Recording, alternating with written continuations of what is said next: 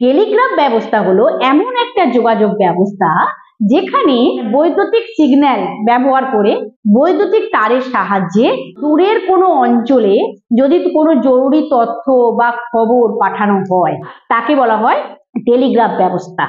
মানে একটা communicating system যেখানে একটা ডিস্টেন্ট লোকেশনে কোনো ইম্পর্টেন্ট নিউজ বা ইম্পর্টেন্ট মেসেজ ট্রান্সমিট করা হয় বা সেন্ড করা হয় কিসের মাধ্যমে?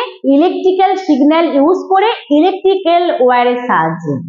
সেইটাকে বলা হচ্ছে টেলিগ্রাফ সিস্টেম। তোমরা এখন সিনেমা দেখলে, যুদ্ধের সিনেমা দেখলে দেখবে সৈনিকরা, আগেকার সিনেমাগুলোতে দেখবে সৈনিকরা এরকম একটা ট্রান্সমিটার নিয়ে থাকতো। তারা এক জায়গা থেকে আরেক জায়গার খবর তারা দিত, এক সৈনিক আরেক সৈনিককে দিত এরকম ট্রান্সমিটারটা ধরে ধরে।